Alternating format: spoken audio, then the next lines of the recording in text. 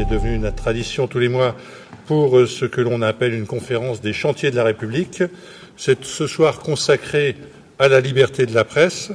La liberté de la presse, une thématique d'actualité qui nous renvoie vers la liberté d'opinion, sur la liberté d'expression, qui est un des principes fondamentaux de tout système démocratique et qui s'illustre par sa contrariété, son irrespect, fréquemment le fait de territoires et de pays autoritaires, avec tout ce que l'on connaît comme entraves, qu'elles soient économiques, fiscales, menaces, emprisonnement, assassinats.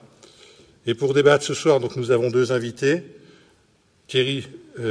Thomas Huchon, journaliste, donc auteur, réalisateur, spécialiste également donc du web, des fake news. Je ne sais pas trop encore que dire. Il y a beaucoup d'activités qui sont présentes. Et également Rhys, très connu, caricaturiste, directeur de publication de Charlie Hebdo. Mais pour présenter un peu plus longuement nos deux invités de ce soir, je vais demander à Nicolas Penin, qui est grand officier en charge de la réflexion sur les libertés publiques, de faire une présentation un peu plus complète de nos invités. Et merci donc de votre présence. Je vous accueille évidemment au nom du grand maître du Grand Temps de France, Georges Chérignac, qui sera présent à toutes ces conférences et qui clôturera nos travaux de ce soir. Nicolas. Merci Ferry. Grand maître, mes frères, mes sœurs, mesdames et messieurs, depuis 1881, la liberté de la presse connaît un cadre contemporain et réglementaire fort, voire une sacralisation tant ce qu'elle représente est bien l'essence de l'idéal démocratique. En effet, la démocratie n'est pas qu'un mode de désignation, un processus électoral, et le débat, la délibération, la circulation de la parole sont en quelque sorte consubstantiels à cet idéal qui est le nôtre. Avant 1881, l'article 11 de la Déclaration universelle des droits de l'homme assurait la libre communication des pensées et des opinions comme un droit les plus précieux de l'homme. Tout citoyen peut donc parler, écrire, imprimer librement, sauf à répondre de l'abus de cette liberté dans les cas déterminés par la loi. Dès lors, dans le cadre de nos échanges sur les libertés, nos invités sont les parangons de cet esprit qui allie liberté, liberté d'expression, information, voire recherche de la vérité. Thomas Huchon, journaliste et réalisateur, né le 14 septembre 1981, vous êtes spécialiste des fake news et théories complotistes. Vous avez notamment réalisé le film La nouvelle fabrique de l'opinion en 2019 et le documentaire Comment Trump a manipulé l'Amérique en 2017. Enseignant à Sciences Po, vous vous attelez notamment à décrire les théories complotistes et les conséquences de l'utilisation des réseaux sociaux en ce domaine.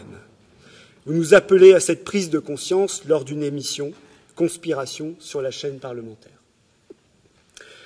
Laurent Sourisseau, dit Rhys, vous êtes né le 20 septembre 1966. Dessinateur, journaliste, écrivain, vous collaborez à Charlie Hebdo depuis 1992. Après le départ de Philippe Val en 2009, vous en devenez co-directeur. Aujourd'hui, gérant et directeur de Charlie Hebdo, nous pouvons dire que Charlie est une grande partie de votre vie. Ces mots, votre nom, cette publication sont plus que des outils au service de la liberté. Ce sont des symboles et dans ces murs, ils ont toute leur place. D'avance, tous les deux, nous vous remercions pour ces échanges, tout comme pour votre action au service de cette ambition qu'est la liberté, c'est-à-dire l'émancipation des hommes et des femmes. Merci. Bonsoir à tous. Je suis toujours un petit peu ému de prendre la parole dans ce lieu. C'est la deuxième fois que je viens ici et donc je remercie les organisateurs de me permettre de venir parler devant vous. Ouais, il faut que je me rapproche, hein, c'est ça, sinon on n'entend pas. Ouais, ok. On va se coller au micro. Ah ouais, je sais. Faut mettre les deux. Ah oui, d'accord. C'est-à-dire qu'il fallait que je forme un triangle. C'est ça, en fait, hein. Ouais. Ah là là, vous vous êtes donc vraiment dans le complot. Vous me faites déjà faire des triangles alors que je n'ai pas commencé à parler. Non, je voulais aussi dire mon immense émotion d'être convié à échanger avec Chris, que je ne connais pas personnellement, mais dont je connais et respecte énormément le travail, et dire que mon engagement de journaliste à défendre les valeurs de la République est bien antérieur au drame que nous avons traversé dans l'année 2015, mais qu'ils se sont retrouvés, bien entendu, renforcés. Et que je pense qu'il y a quelque chose qui passe pas et qui passera jamais, et que sans faire de cette prise de parole uniquement ce sujet, je voulais quand même au moins témoigner à Aris de mon immense amitié et de mon immense respect pour tout ce qui a été fait avant, après, pendant, et qui sera aussi fait demain. Et donc je voulais au moins vous dire ça. Parler de la liberté d'expression dans un lieu qui est considéré par une partie de nos compatriotes comme le lieu de la censure et de la domination mondiale secrète, ça a quelque chose d'assez paradoxal pour un journaliste comme moi, je ne vais pas vous le cacher. Et pourtant on est là. Et pourtant on est là pour discuter de tout cela. Vous évoquiez à l'instant la loi de 1881 sur la liberté de la presse qui, effectivement, est un peu le cadre à la fois juridique mais aussi politique et intellectuel de la diffusion d'informations dans notre pays. Et en fait, moi j'aimerais bien qu'on puisse revenir à l'essence de cette loi dans le monde du XXIe siècle. La loi de 1881 sur la liberté de la presse consacre le droit à chacun d'exprimer ses opinions, mais elle pose aussi une deuxième condition qui est à mon avis fondamentale pour qu'il existe une réelle liberté d'expression dans une démocratie, c'est le fait que celui qui parle doit pouvoir être tenu responsable de ses propos. Et c'est probablement ce qui a le plus changé dans le monde dans lequel nous vivons aujourd'hui. Aujourd'hui, nous ne nous informons plus uniquement en passant par des médias professionnels, mais aussi majoritairement par des outils numériques. Et sur ces outils numériques, qui offrent bien entendu une immense liberté d'expression, encore une fois, et que nous ne pouvons que saluer, eh bien, il y a une espèce de perversion, une espèce de face obscure. Cette face obscure, eh bien, c'est que finalement, sur ces réseaux, n'importe qui peut dire n'importe quoi. Et je ne vais pas vous faire le truc de Rémi Gaillard, c'est en faisant n'importe quoi qu'on devient n'importe qui, mais il y a un petit peu cette idée-là quand même. Un univers dans lequel personne n'est tenu responsable des propos qu'il tient ne peut pas déboucher sur un univers de démocratie apaisée. C'est pas possible. Dans une espèce de projection philosophique idéale, peut-être que ça le serait. Mais nous savons bien, cher maître, que ce n'est pas le monde dans lequel nous vivons. Et donc il faut que cette responsabilité puisse s'exercer. Il faut que celui qui parle puisse être confronté à ses propos et que tout cela se fasse de manière globale dans la société. Je voudrais, avant de laisser la parole à Aris, vous donner un exemple qui montre bien qu'à la fois cette liberté d'expression et cette liberté de la presse est fondamentale et en même temps que l'univers dans lequel elle doit s'exercer doit être régulé. Il y a une grande étude qui a été menée en 2016 durant la campagne présidentielle américaine sur le réseau social Twitter. Sur le réseau social Twitter, l'université de Warwick et l'université de Pennsylvanie ont essayé de mesurer à quel point, combien de temps il fallait pour que une rumeur soit dénoncée comme un mensonge ou établie comme une vérité. Pour qu'une rumeur qui est vraie, donc une vraie information, soit démontrée comme telle, il faut 2 heures en moyenne sur le réseau social Twitter. Pour qu'une rumeur qui s'avère fausse, donc une fake news, une fausse information, soit démontrée et déconstruite comme telle, il faut 14 heures en moyenne. Entre 2 heures et 14 heures, vous me direz, il y a 12 heures de décalage, c'est beaucoup et en même temps c'est très peu. Mais à l'échelle d'un algorithme, d'une formule mathématique qui va mettre en avant un certain nombre de choses plutôt que d'autres, eh bien, ça fait toute la différence. Premièrement, ça fait que pendant 12 heures, le mensonge circule, sans pouvoir être contredit.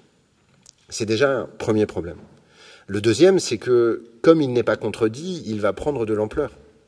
Et que ces formules mathématiques, ces algorithmes vont le mettre en avant.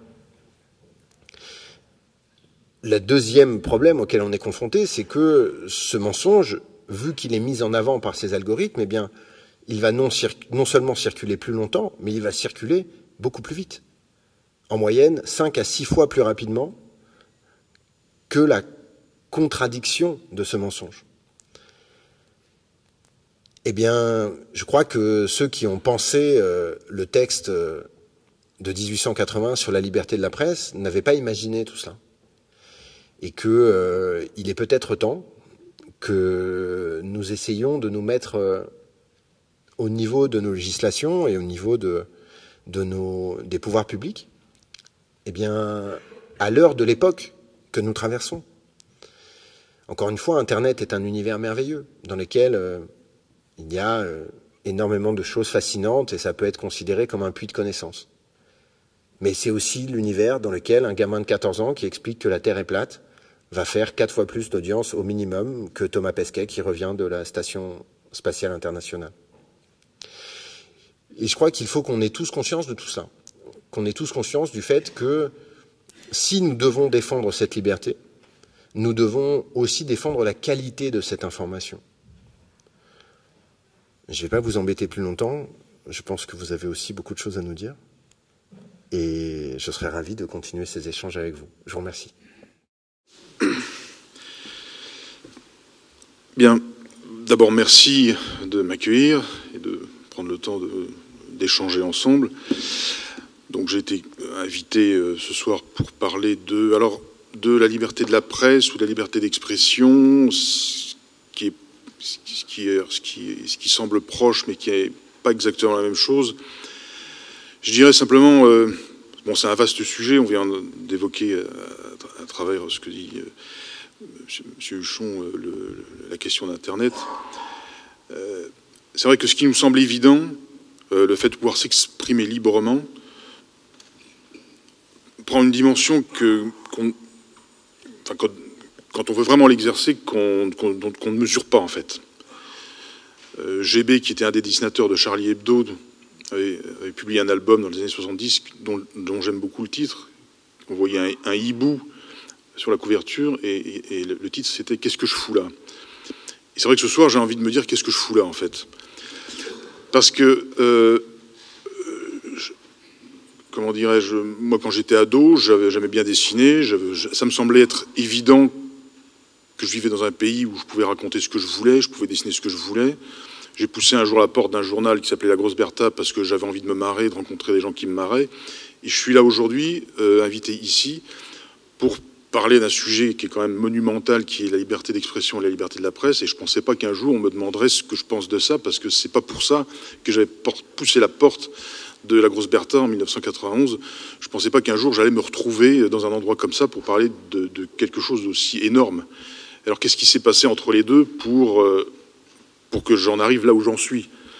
En fait, peut-être qu'à l'époque, et comme tous les gens optimistes, comme tous les démocrates optimistes, on pense que les valeurs de la démocratie sont tellement évidentes que jamais rien ne viendra les entraver, les obstruer. Et en fait, plus on veut les faire vivre, plus on s'aperçoit que c'est difficile. Et c'est un peu l'expérience que j'ai pu faire à travers la collaboration à Charlie Hebdo. C'est aussi l'expérience qu'ont pu faire ceux qui nous ont précédés, comme Cavana dans les années 60. Cette semaine d'ailleurs, Charlie Hebdo, on célèbre le centenaire de la naissance de Cavana. Et c'est vrai que tous ces gens-là se sont battus ou ont cru à la liberté. Ils ont cru, ils ont voulu la faire vivre. Une liberté qui leur semblait évidente, qui leur semblait naturelle et qui à chaque fois était entravée. Plus ou moins gravement, avec plus ou moins de difficultés. Mais c'est en fait assez incroyable de voir l'énergie qu'il faut mettre dans un système politique qui pourtant célèbre la liberté partout, pour que simplement cette liberté puisse devenir réelle et effective. Et comment dire, quand on arrive à enfin pouvoir s'exprimer, plus ou moins librement, en tous les cas, plus ou moins comme on l'entend, on a envie de dire que ça y est, on a atteint le stade ultime de ce qu'un système démocratique peut nous offrir. On peut enfin dire ce qu'on veut. Et en fait, on s'aperçoit que tout est remis en cause à nouveau. On vient d'évoquer Internet. On vient d'évoquer aujourd'hui comment toutes les formes de censure, d'autocensure qui se multiplient.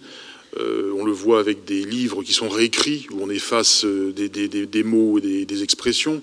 On a l'impression qu'à chaque fois, il faut tout recommencer et qu'il faut tout reprendre à zéro et se rebattre à nouveau, comme peut-être Cavana ou professeur Choron se sont battus dans les années 60 pour avoir un journal où ils pouvaient dire ce qu'ils voulaient dans une société qui était figée, un peu sclérosée. J'ai l'impression qu'on est encore aujourd'hui, en 1960, et qu'on est confronté à des forces conservatrices réactionnaires, et qui sont des forces, je dirais, peureuses, qui ont toujours peur de la liberté, qui ont toujours peur d'un mot, d'une expression, et qui sont à l'affût pour effacer, restreindre et intimider aussi. Voilà, on est dans une époque d'intimidation.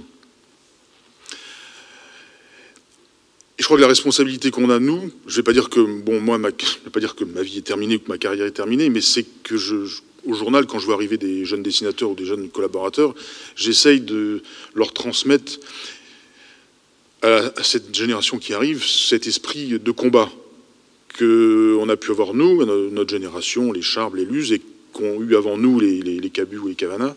C'est un combat perpétuel, et chaque génération doit réapprendre à combattre pour conserver comment dire, cet îlot de liberté qui a pu être conquis avec difficulté.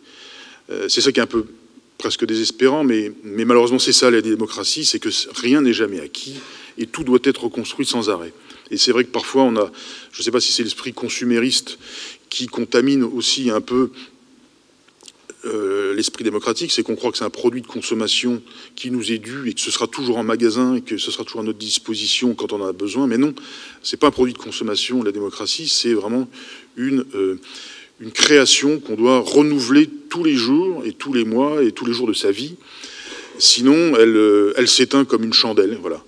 Et c'est la responsabilité de chacun, pas uniquement des gens comme nous qui faisons des journaux ou des journalistes, mais même de tous les citoyens dans leur vie de tous les jours, de lutter contre tout ce qui, de près ou de loin, voudrait restreindre des formes d'expression qui sont évidentes. Parce qu'on se rend bien compte qu'aussi les gens sont intimidés dans leur vie. Et ils ont un peu tendance à se dire, n'importe comment, il y a bien quelqu'un qui va s'occuper de ça, il y a bien justement des responsables politiques ou des responsables dans les médias qui vont dire certaines choses. Et en fait, on s'aperçoit souvent que personne ne les dit à votre place. Et en fait, c'est à vous de le dire. C'est à chacun de vous de aussi prendre la parole et de faire vivre cette liberté d'expression. Parce que parfois, on s'aperçoit que personne n'est là pour parler à votre place. Et même s'il y a beaucoup de gens qui peuvent aimer des journaux comme Charlie Hebdo ou Libé ou Le Monde, il y a toujours des choses qu'on oublie de dire, et peut-être qu'un jour on ne sera plus là, et qu'un jour il n'y aura plus de journaux, et tout repose, et tout reposera toujours sur vous, sur les citoyens. Voilà, parce que c'est le socle de la démocratie, et que la liberté d'expression, c'est une responsabilité vraiment collective et individuelle de tous. Et ce n'est pas uniquement des médias ou des journaux qui ont cette responsabilité. Je dirais que les journaux, c'est un peu la partie émergée de l'iceberg, mais c'est vraiment la vie, la vie de la société, la vie des êtres humains qui composent cette démocratie, qui doit lui donner vie tous les jours. Voilà. Et donc, moi, ce que j'ai envie de dire, c'est d'être combatif et d'essayer de transmettre cet esprit cette combativité que des générations avant nous ont eu, et que j'espère les nouvelles générations auront. Voilà. Je résume en quelques... Voilà ce que je peux dire pour l'essentiel. Maintenant, si vous avez des choses plus précises... Oui.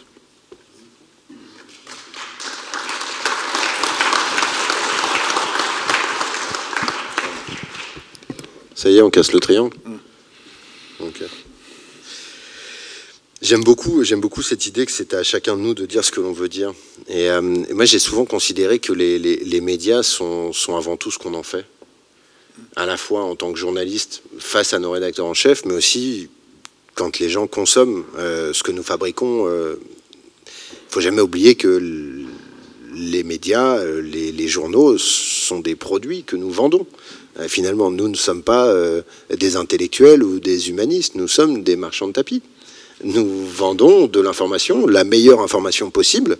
Nous sommes très attachés à la qualité de cette information. Mais je crois qu'il ne faut pas se tromper dans cette relation, finalement. Cette relation qu'il y a entre celui qui nous lit et celui qui écrit, eh bien, elle est aussi une relation commerciale, entre guillemets.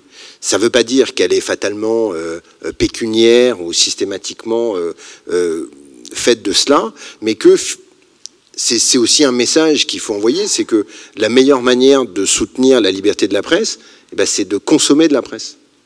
C'est-à-dire que l'un des plus grands problèmes auxquels on est confronté aujourd'hui, c'est cette espèce d'étau entre ceux qui nous critiquent ou qui s'attaquent à nous, ceux qui nous aiment bien mais qui n'achètent plus nos journaux, et à un moment, le fait que eh bien, c'est aussi un modèle économique, la presse. Et que pour qu'elle soit libre, eh bien, il faut qu'elle fonctionne et qu'elle soit indépendante financièrement. Il y a, alors, moi j'aime pas trop l'espèce de truc de dire il y a 9 milliardaires qui contrôlent toute la presse, on vit dans un pays qui est comme la Hongrie de Viktor Orban.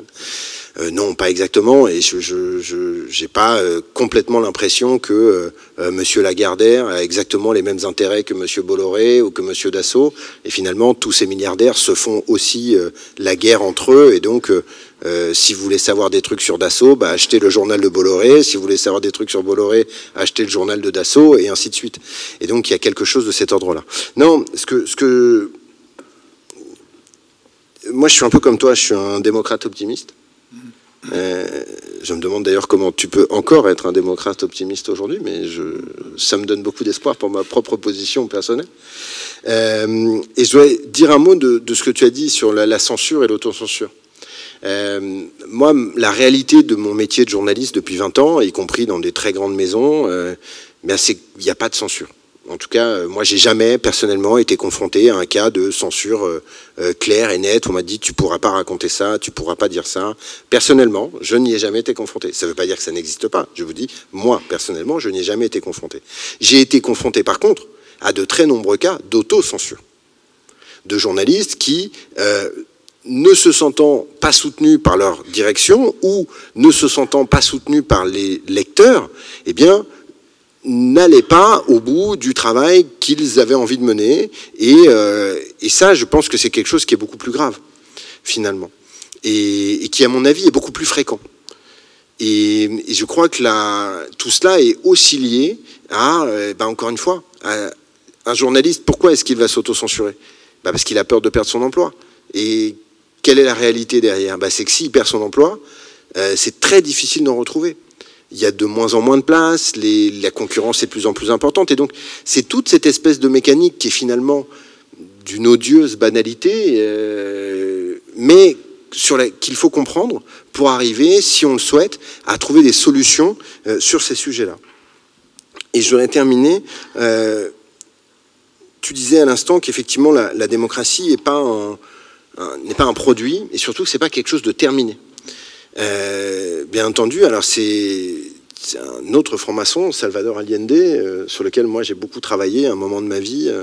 Avant de m'intéresser au faux complot, je me suis intéressé au vrai complot contre Salvador Allende. Et ouais, qui bizarrement, celui-là n'intéresse pas du tout les complotistes, mais ça c'est un autre type de problème. C'est-à-dire que les vrais complots intéressent assez peu les complotistes d'une manière générale. Ce qui est un peu paradoxal, vous me direz, mais bon, c'est la réalité. Eh bien, justement, lui disait que la démocratie est un processus en permanence évolution et surtout quelque chose que nous devons défendre tous les jours. Alors lui a été jusqu'au bout de cette défense en mourant dans le palais présidentiel de la Moneda à Santiago du Chili, attaqué par les putschistes, financé par la CIA, un 11 septembre. 11 septembre 73. Et je crois qu'effectivement, c'est quelque chose qu'on perd aussi de vue. Le fait qu'on a tous un rôle à jouer. Citoyens, professionnels, dans nos vies privées, dans nos vies publiques, dans nos vies professionnelles. On a tous un rôle à jouer pour défendre tout cela. Et je crois qu'il faut accepter aussi cette part-là et ne pas la laisser bien à ceux qu'on idéalise comme ceux qui doivent nous défendre. Il y a aussi, c'est aussi à nous de défendre tout cela, c'est aussi à nous de participer au processus citoyen, au processus électoraux, d'être des acteurs dans la cité, hein, d'être un peu la lumière dans la cité, ou d'essayer de porter un petit peu de cette lumière. En tout cas, je pense que c'est aussi quelque chose qui doit être transmis aux plus jeunes générations et qu'elles comprennent assez bien, en réalité, cette espèce de journalisme de combat. Sur la question du journalisme et des structures qui existent pour que dans une démocratie on s'exprime, effectivement, il y a les journaux et les médias en règle générale, médias audiovisuels, mais c'est vrai que traditionnellement, historiquement, tout commence avec des journaux papier et continue encore aujourd'hui avec des journaux papier. Et c'est vrai, comme ce qui vient d'être évoqué, un journal, c'est une entreprise privée. Et malheureusement, ça doit fonctionner avec les critères de ce qui est une économie privée, une économie libérale. Il y a des gens qui achètent, il y a des gens qui n'achètent pas, il y a des journaux qui se portent bien, il y a des journaux qui font faillite. Et c'est vrai que c'est toujours un peu curieux quand même que quelque chose d'aussi vénéré que la liberté d'expression soit en quelque sorte confié aux aléas de ce que peut être une entreprise privée, aux aléas de ce que peut être un patron d'une entreprise de presse, qui fait un peu ce qu'il veut, qui embauche les journalistes comme il veut, qui les vire si ça leur plaît pas. La seule manière d'avoir, je dirais,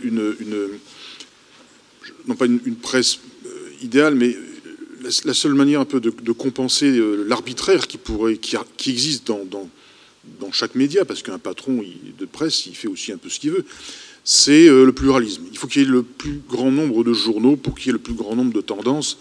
Et c'est uniquement ça qui peut un peu compenser le fait que des journaux vont avoir des tendances de telle couleur politique, d'autres de telle couleur politique, avec parfois des excès, parfois des malhonnêtetés intellectuelles. Il n'y a que comme ça, en fait. Il n'y a que la diversité du marché de la presse qui peut aider un peu le citoyen à ne pas se laisser avoir, si je puis dire. C'est un peu dans cette optique qu'un journal comme Harakiri ou Charlie Hebdo a été créé, c'est-à-dire que c'est des journaux qui ont été créés contre ce qui existait, en fait. Et ce qui existait, c'était les médias officiels, l'ORTF, contrôlé par le pouvoir à l'époque, c'était ce qu'à l'époque on appelait la presse pourrie. C'était François, Le Parisien, qui étaient des journaux populistes et démagogues dont on n'imagine pas la violence aujourd'hui. Et donc, je crois que les gens qui ont fait Charlie Hebdo, ils espéraient une autre presse, une presse libérée justement de ce système économique traditionnel où effectivement les grands journaux étaient possédés par des grands patrons qui, il faut bien le dire, quand même imprimaient leur marque. Et donc il y a toujours eu un peu le fantasme en Charlie Hebdo dans les années 70 de créer des supports médiatiques où pourrait s'exprimer quelque chose qui ne s'exprime pas dans la presse ou dans les médias officiels. Et voilà qu'arrive dans les années 90 Internet. Et Internet, au début, on en parlait au journal à Charlie, on avait l'impression que ça allait être le média idéal, où tout le monde allait pouvoir parler sans passer par des supports organisés par des patrons de presse. Enfin, les citoyens allaient pouvoir vraiment dire tout ce qu'ils pensaient directement et parler en plus de ça au monde entier. Donc sur le papier, c'était une utopie incroyable, Internet. Et on a vu ce que ça a produit, vous le savez mieux que moi, à la fois de formidable et de catastrophique, de merveilleux et de cauchemardesque. Et le paradoxe, c'est qu'un journal comme Charlie Hebdo, qui à une époque était vu comme un journal totalement libre et affranchi de toutes les influences économiques ou politiques, puisqu'on n'appartient à personne, on n'appartient à aucun groupe, voilà que nous-mêmes, parfois, on est presque un peu épouvanté par... je ne sais pas si on peut parler de cette liberté excessive qu'il y a sur Internet, mais cette espèce de folie verbale où tout se dit, et tout se vaut, et où les gens sont un peu livrés à eux-mêmes, et il n'y a plus un minimum de cadre de pensée rationnel pour essayer de comprendre ce que la valeur de ce qu'on met sur Internet. Et ça peut paraître un peu bizarre, même que nous, Charlie Hebdo, qui avons toujours défendu une liberté d'expression la plus grande possible, même nous, on est un peu presque frileux devant ce qu'est devenu Internet. Mais comment ne pas l'être? Parce qu'on voit aussi, et comme ça a été dit au début, toute liberté, même la liberté d'expression, inévitablement, elle doit être quand même un peu cadrée. Et à Charlie Hebdo, on n'a jamais été pour... je ne pense pas qu'on a été pour des libertés absolues, parce que ça n'existe pas. Ce qui est absolu devient vite arbitraire. On a toujours accepté les verdicts des tribunaux, on a toujours accepté les lois, parce qu'on pense que dans ce cadre législatif, on a quand même une très grande liberté, et que finalement, on arrive à dire à peu près tout ce qu'on veut, et que le fantasme un peu libertarien de gens comme Elon Musk ou de tous ces grands patrons qui pensent qu'il faut zéro loi pour que tout puisse s'exprimer, c'est en fait un peu totalitaire. En fait, c'est l'absence de règles.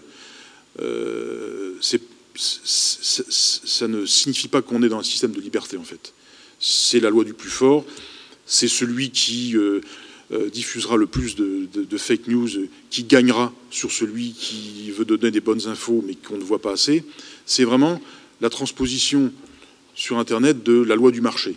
C'est-à-dire que dans la conception anglo-saxonne, on pense toujours que la loi du marché régule les choses, et en fait, rien n'est jamais régulé. En fait. Et la question qui se pose aujourd'hui avec Internet, c'est comment réguler sans censurer. Voilà. Comment mettre un peu de mesure et de raison dans un univers qui est hors contrôle et où les propos les plus irréels sont perçus comme comme aussi importants que des propos de scientifiques ou d'hommes politiques raisonnés. Voilà. Donc c'est ça l'inconfort dans lequel on est aujourd'hui. Juste un détail aussi, quand on parle d'Internet, en fait de quoi on parle? Quand on parle de Google, quand on parle de Twitter et Facebook, il ne faut jamais oublier qu'on en revient un peu à ce qu'on disait quand on parlait de la presse, ce sont des entreprises privées qui, non seulement possèdent les tuyaux de diffusion, mais qui en plus définissent, qui ont leur propre loi, qui ont leur propre presque code pénal, c'est eux qui définissent ce qui doit être publié ou pas. Et en fait, c'est pratiquement des nouveaux États, avec des nouvelles lois, qui concurrencent les États traditionnels comme ceux dans lesquels on vit, comme la société française. Ils se fichent pas mal des lois du code pénal français ou du code civil sur la liberté d'expression. C'est des entreprises privées qui ont privatisé la liberté d'expression, qui ont privatisé les règles de la liberté d'expression et qui ont privatisé la conception de ce que peut être un média. Et je pense qu'aujourd'hui, quand on relit Montesquieu, il voulait équilibrer les pouvoirs entre le pouvoir législatif, exécutif et judiciaire pour éviter que l'un prenne le dessus sur l'autre. Il y a un troisième pouvoir qui s'est créé depuis une vingtaine d'années, ou une trentaine d'années, c'est le pouvoir c'est le pouvoir économique et c'est le pouvoir économique médiatique. C'est-à-dire que ces pouvoirs-là sont aussi puissants que le pouvoir exécutif, législatif ou judiciaire. Et sa concurrence, et ça met en danger les équilibres qui sont déjà pas évidents à trouver dans un système démocratique. C'est en train de détruire et de déstabiliser les fondements même de nos démocraties. Donc il y a vraiment un enjeu presque de vie, enfin je ne sais pas de vie ou de mort, mais souvent, on en parlait avant de venir, les hommes politiques, je crois que dans leur campagne électorale, la dernière campagne électorale, n'ont pas dit un mot sur le numérique. Mais parce qu'ils sont tétanisés de parler de ces sociétés, parce que ce sont des sociétés privées, des entreprises, et qu'on ne sait pas comment... s'en prendre à une société privée, c'est s'en prendre à l'économie, à l'emploi, à la croissance. Et si on se met à critiquer Facebook ou Google, qui génèrent plein d'emplois ou qui prétendent en générer beaucoup, les hommes politiques ont l'impression d'aller contre le marché, contre le libéralisme économique. Ils ne savent pas comment dire non et comment limiter cet ultralibéralisme qui s'applique à la liberté d'expression et qui, en fait, créer un système anarchique, arbitraire et totalitaire, en fait, et contre lequel il n'y a pas de contre-pouvoir. On ne sait pas ce qu'il y a en face pour modérer la puissance de ces forces. Il n'y a rien. Voilà. Bon.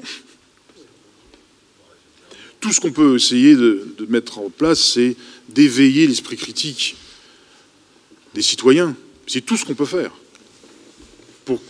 pour modifier leur rapport aux réseaux sociaux, pour modifier leur rapport au numérique.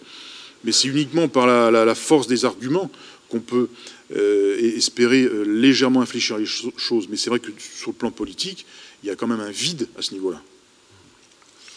C'est drôle, à l'instant, tu mentionnais François. À l'époque, hein, dans les années... Oui, mais justement, en fait, ce qui est dingue, ouais, c'est qu'en 2023, on en vient à regretter le François, qui était pourtant une ordure populiste. Je sais pas. Bah si, parce que le François d'aujourd'hui sur Internet... Ah, c'est encore pire. Bah oui, bien entendu, c'est pire. Le grand journal fondé par Lazarev, qui était quand même tiré par 3 millions d'exemplaires dans notre pays, est devenu aujourd'hui un blog conspirationniste qui appelle à décapiter les médecins qui pratiquent la vaccination et qui a licencié les journalistes pour les remplacer par deux immenses intellectuels français, Francis Lalanne et Michael Vendetta, à qui on demande des analyses géopolitiques sur le conflit russo-ukrainien. Donc on est quand même dans quelque chose qui n'a plus rien à voir avec ce qu'était ce qu'on pouvait considérer comme peut-être le plus mauvais quotidien dans notre pays. Mais bien moi je regrette ce quotidien. Je regrette une deuxième chose, et c'est terrible. Moi, à la fin des années 90, quand on a entendu Patrick Lelay nous expliquer que son travail à TF1, c'était de vendre du temps de cerveau disponible pour Coca-Cola, on a trouvé ça horrible. C'est horrible, ça peut pas être ça, notre monde, ça peut pas être ça. Et puis aujourd'hui, il y a Facebook. Et on se dit que ce bon vieux Patrick Lelay nous manque, lui aussi. Parce qu'il avait au moins l'honnêteté de nous dire ce qu'il faisait, et surtout que quand il essayait de nous vendre du Coca-Cola, en squattant un petit peu le temps de nos cerveaux à la publicité d'une finale de Ligue des Champions diffusée sur sa chaîne, et lui, il ne savait pas ce que nous pensions. Il ne savait pas quels étaient nos secrets. Il ne savait pas quelles étaient nos recherches nocturnes sur Google. Alors que monsieur Facebook, lui, il sait tout ça. Il sait précisément qui vous êtes, madame, qui vous êtes, monsieur, quels sont vos centres d'intérêt. Il vous a catégorisé. Il ne vous a pas catégorisé pour vous surveiller politiquement. Il veut vous vendre des produits. Et en sachant le mieux qui vous êtes, eh bien, il peut vendre votre profil à Coca-Cola ou à Pepsi en fonction de ce qu'il a compris de ce que vous étiez. Et finalement, ce qui nous a semblé terrible dans les années 70 en termes de censure ou en termes de qualité de l'information, ce qui nous a semblé horrible en termes de révélation sur les pratiques commerciales des grands groupes de médias à la fin des années 90, eh bien en réalité ce n'était que du menu fretin à côté de ce à quoi nous sommes confrontés aujourd'hui de la part de ces multimilliardaires. Tu évoquais à l'instant Elon Musk, le patron de Twitter.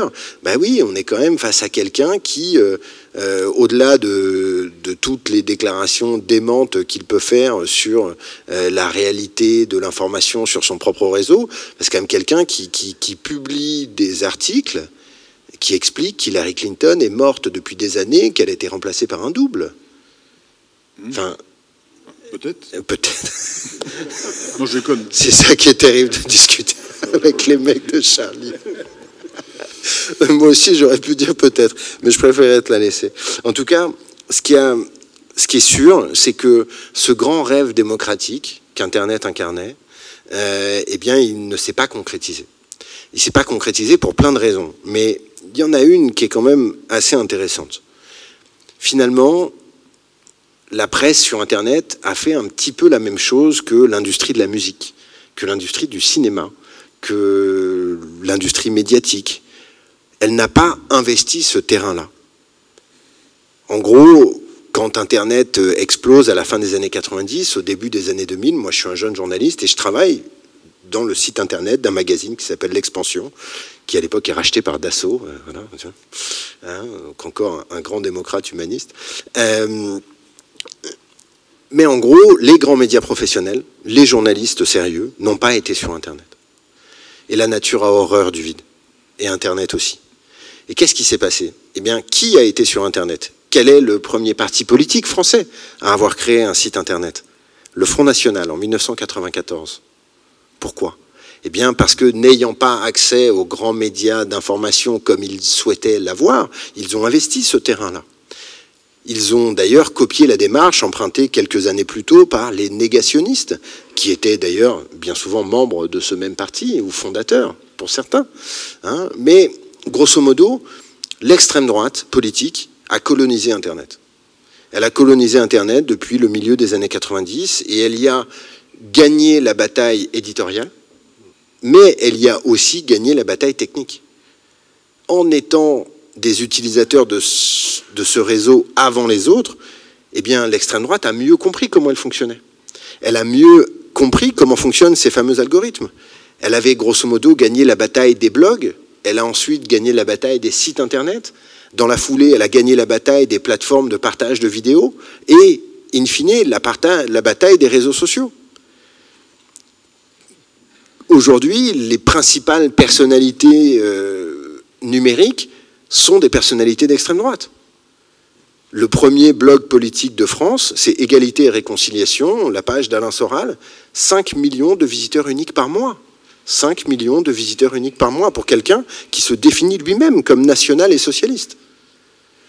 Et qui a eu une immense influence sur énormément de jeunes hommes qui ont entre 20 et 40 ans aujourd'hui et qui ont été biberonnés à des thèses complotistes antisémites depuis des années.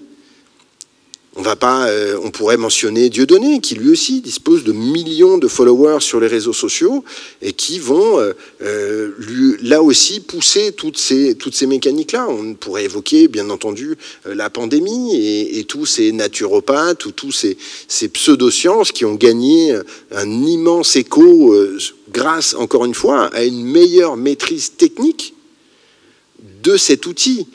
Je crois que, quelque part, on se trompe en ne regardant que l'outil et en ne comprenant pas l'usage.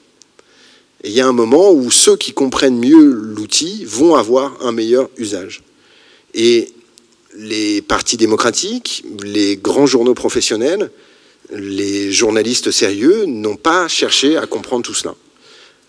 Parce qu'ils avaient déjà des relais d'information, certainement, mais tout cela a des conséquences aujourd'hui. Et ça a notamment des conséquences pour les plus jeunes.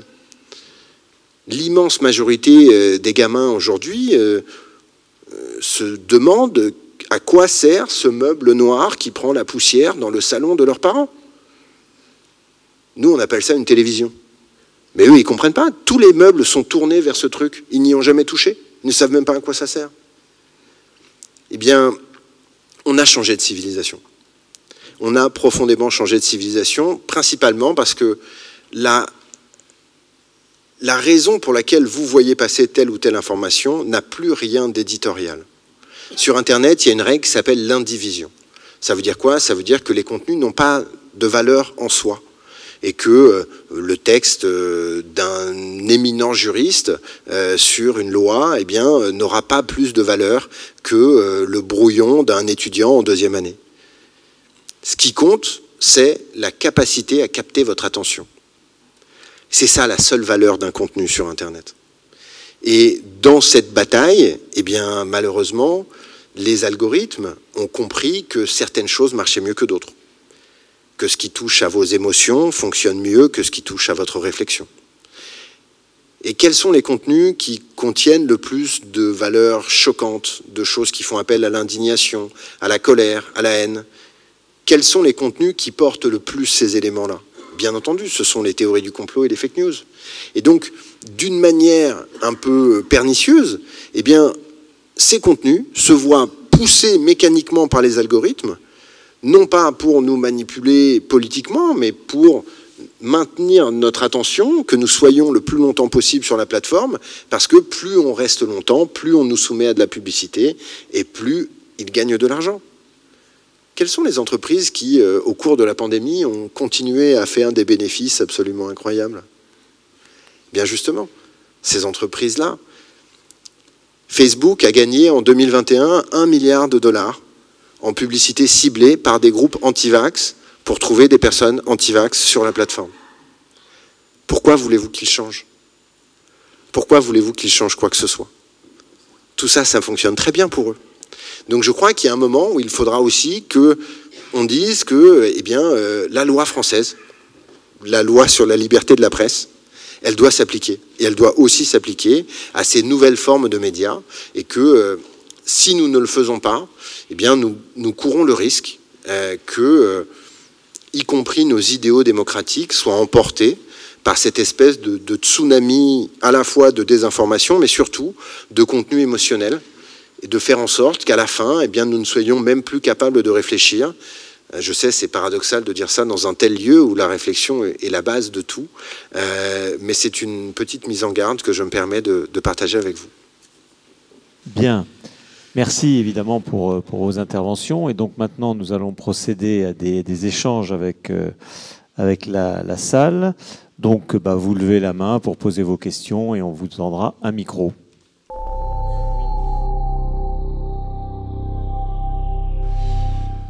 Moi, j'avoue que je ne sais pas très bien comment on forme un journaliste. Moi, je n'ai pas été dans une école de journalisme. Les gens qui sont au journal, je ne sais même pas s'ils ont fait une école de journalisme, mais franchement, je m'en fous complètement. Moi, ce qui m'intéresse, c'est qu'est-ce qu'ils ont dans le ciboulot, quoi. Est-ce qu'ils sont capables d'avoir la tête bien faite, de comprendre les choses, d'être lucide, et puis je dirais d'avoir un peu cet état d'esprit que pouvaient avoir Cavana ou Cabu, d'avoir un esprit critique aiguisé et rationnel. Voilà. Maintenant, c'est vrai que c'est toujours un peu étrange qu'on ait créé des écoles pour former des journalistes. Alors peut-être qu'ils sont mieux formés, peut-être qu'ils sont peut-être plus professionnels. Moi, j'ai jamais mis les pieds dans l'école de journalisme. C'est comme les écoles de bande dessinée qui forment des gens à faire de la bande dessinée. Je ne sais pas très bien si on peut vraiment former le talent, en fait. Est-ce qu'on apprend le talent journalistique? Ça ne s'apprend pas. Le talent du dessin, ça ne s'apprend pas. C'est quelque chose qu'on a ou qu'on n'a pas. Et ça, c'est aux gens dans les journaux de le sentir et d'avoir l'intuition qu'on a en face de soi quelqu'un d'intelligent et qui est câblé, qui comprend tout de suite. C'est vrai que parfois, on a des journalistes qui sont des bons élèves, mais qui ne seront jamais rien d'autre que des bons élèves. Voilà. Et on ne peut pas se contenter, à mon avis, pour faire un journal, d'avoir des bons élèves, même s'ils ont eu des bonnes notes à l'école. Ce n'est pas les bonnes notes qui font les bons journaux, à mon avis. Voilà. Je vais juste dire un mot sur la formation des journalistes, madame. En fait, jusqu'à la Seconde Guerre mondiale, il n'existait pas d'école de journalisme. Et la première école de journalisme, elle est fondée en 1945, c'est le CFJ, le Centre de formation des journalistes. Et elle est fondée parce que durant la guerre, tout un tas de journalistes et de journaux ont collaboré avec les nazis. Et donc, afin d'essayer de donner une éducation critique, une culture générale peut-être plus ample, mais surtout des techniques pratiques, parce que contrairement à cette idée un peu répandue dans la population française, c'est un vrai métier qui nécessite de vraies compétences et donc qui s'apprennent dans une école. Donc je te jure, ce qui ne veut pas dire que les meilleurs élèves dans les écoles de journalisme font les meilleurs journalistes à la fin. J'étais moi-même un élève moyen à l'école de journalisme. Je ne sais pas si je suis un journaliste moyen, médiocre ou brillant aujourd'hui, mais en tout cas, je ne regrette pas ce passage que j'ai fait moi-même au CFJ, cette école-là. Et donc, ça avait été fait pour cela. Quant à la culture woke, je suis moi-même assez mal à l'aise avec ce concept-là. Je suis un laïcard assez farouche et je suis moi-même un universaliste, donc je ne comprends pas très bien qu'on différencie les êtres humains, le concept de racisé me semble absolument dingue, par exemple. Enfin bon, voilà. Mais en tout cas, ce qu'il faut comprendre, c'est qu'aujourd'hui, dans les écoles de journalisme, on apprend avant tout à produire de l'information. Ça ne veut pas dire qu'on vous apprend intellectuellement à faire des choses. On vous apprend à être capable, en une journée, d'aller faire des images, de les monter, de poser sa voix et d'en faire un produit d'information. Parce que l'information, c'est un produit. Encore une fois, c'est pas un truc politique, ou ça peut l'être, mais c'est pas forcément comme ça que c'est conçu et que c'est fabriqué.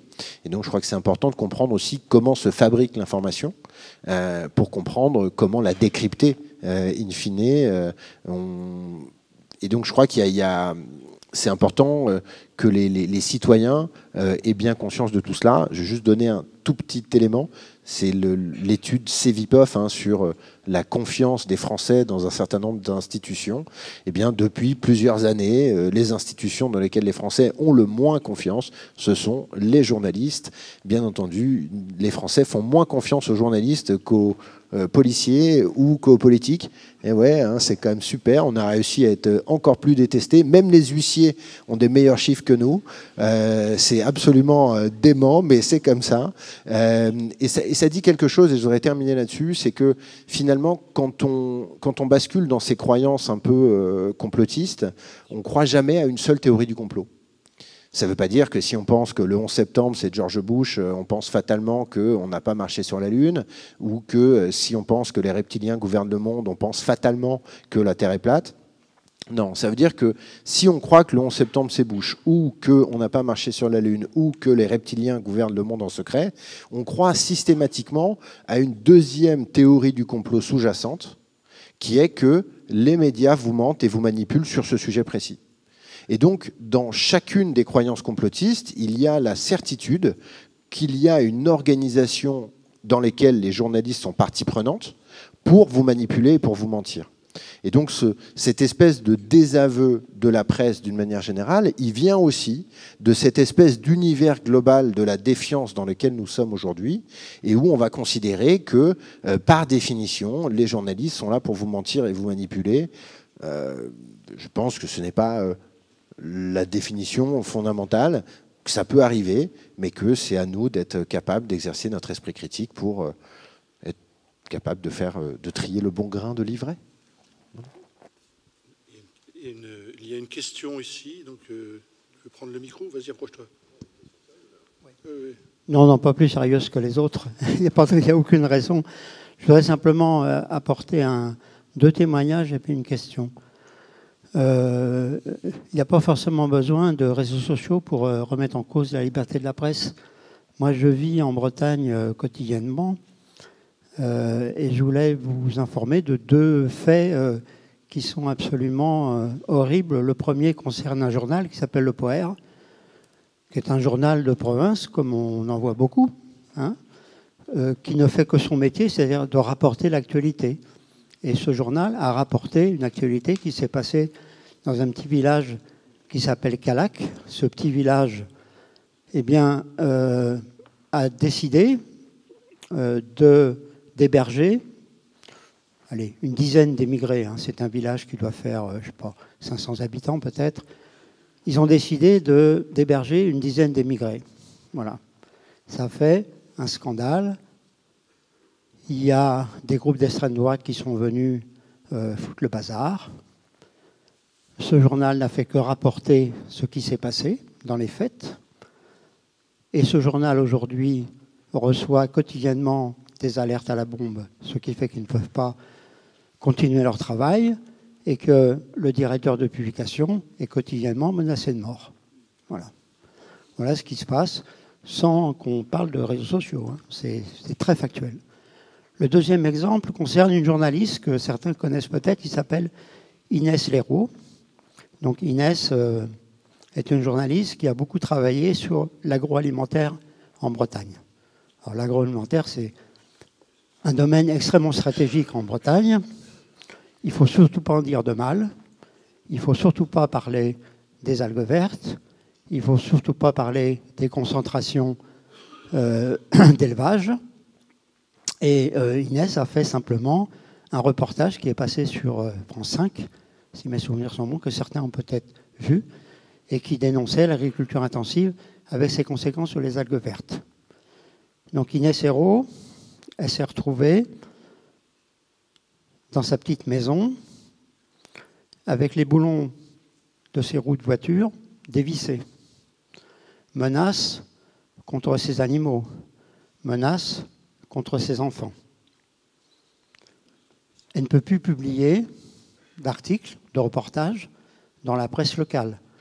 Ouest France et le Télégramme sont des entreprises journalistiques qui sont financées à travers la publicité par l'industrie agroalimentaire. Donc impossible de travailler. Alors, ce qu'ils ont fait, je trouve ça relativement intelligent, bien qu'il y ait quelques travers peut-être, c'est qu'ils ont décidé de créer un journal sur Internet, pas sur les réseaux, hein, sur le web, qui est un journal de reportage, en fait, toujours dans le domaine de l'agroalimentaire, et le financement se fait par des citoyens. C'est-à-dire ce sont des citoyens qui financent le journal, et quand ils ont suffisamment d'argent pour payer un journaliste pour faire un reportage, bien, ils font ce reportage. Voilà. Donc ma question c'est, est-ce que ce modèle de journalisme est quelque chose qui pourrait se développer? Est-ce que c'est une solution voilà, pour pouvoir enfin travailler librement?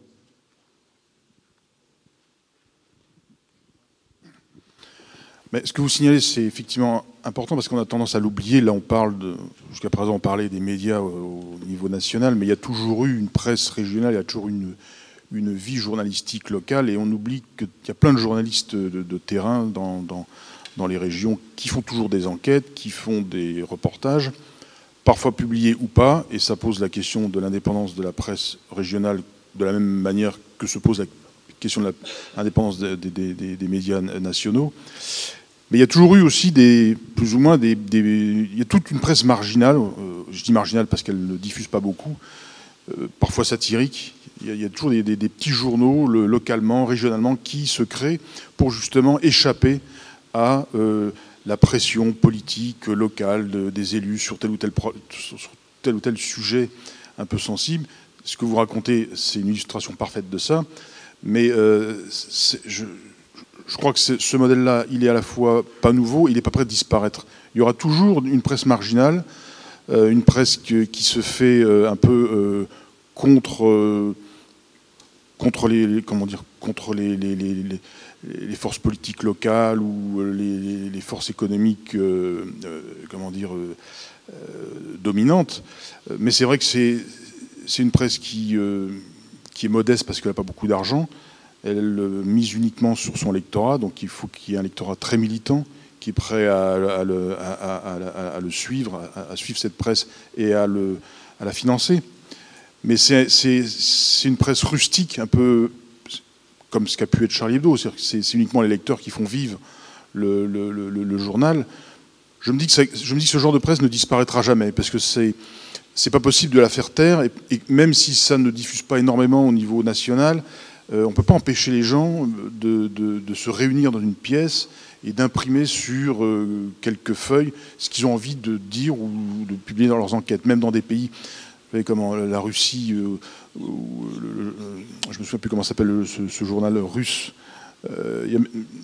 où Anna Politkovskaya a été tuée. Il y a toujours eu, même dans des dictatures, voilà, il y a toujours eu des journaux, je ne sais pas s'il existe encore, qui ont eu le courage d'exister en dépit de l'environnement politique oppressant.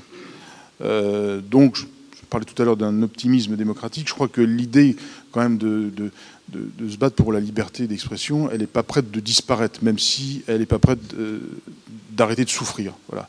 Il faudra encore souffrir beaucoup pour qu'il y ait toujours des journaux libres et des gens qui puissent s'exprimer un peu. Je juste dire une chose, c'est qu'en fait, c'est cet exemple de ce journal dont vous nous parliez, monsieur, qui se finance avec l'aide de ses lecteurs, bien, ça me semble être une idée finalement qui n'est pas si mauvaise. Hein, il serait peut-être temps que 20 ans après que les complotistes aient compris comment financer leurs torchons antisémites avec leurs petits copains nazis à coups de dons sur Internet, eh bien que des gens sérieux comprennent qu'ils peuvent parler à une communauté sur Internet et créer cette relation de confiance qui existe entre celui qui écrit et celui qui lit. Donc oui, ça me semble être quelque chose qu'il faudrait arriver à développer.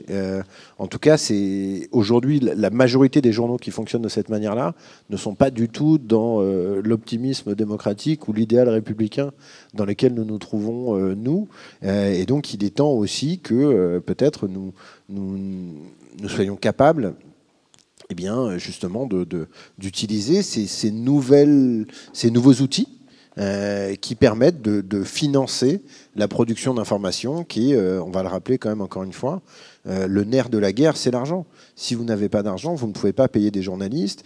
Et si vous ne pouvez pas payer des journalistes, comment voulez-vous leur demander de prendre des semaines, peut-être parfois des mois, pour travailler sur une enquête? Ça prend un temps fou.